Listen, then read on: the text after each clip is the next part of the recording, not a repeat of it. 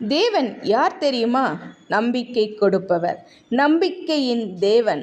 நீ முடிந்து விட்டது என்று நினைக்கும் இடத்தில் இன்னும் முடிவை அறிவிக்காத தேவன், இன்னும் முடியவில்லை என்று சொல்லும் தேவன் உங்களை மகிழ்ச்சியினாலும் சமாதானத்தினாலும் நிரப்புவார். இது சாதாரண மகிழ்ச்சி அல்ல. சூழ்நிலை சரியாக இருந்தால்தான் வரும் மகிழ்ச்சி அல்ல. பிரச்சனை இருந்தாலும் உள்ளத்தில் மகிழ்ச்சி, குழப்பம் இருந்தாலும் உள்ளத்தில் சமாதானம். அதுதான் தேவன் தரும் வாழ்க்கை. நம்பிக்கையில் பெருகச் செய்வார். சில சமயம் நம்பிக்கை குறையும், சோர்வு வரும். இது நடக்குமா என்ற சந்தேகம் நம் மனதில் அடிக்கடி வந்து செல்லும். ஆனால் தேவன் சொல்கிறார், நான் உன் நம்பிக்கையை அதிகரிப்பேன் என்று.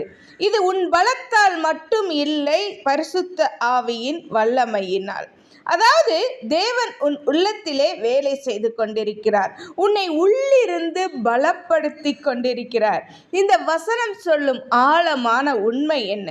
தேவன் உன் மனதை நிரப்புகிறார்.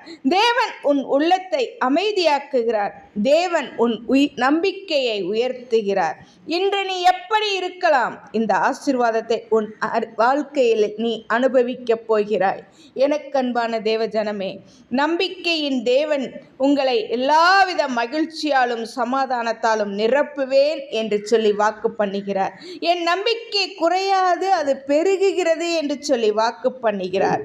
தேவனுடைய வாக்கு உண்மையானவை, ஜீவனுள்ளவை, அது வெறுமையாய் அவரிடத்தில் திரும்பாது என்று சொல்லுகிறார்.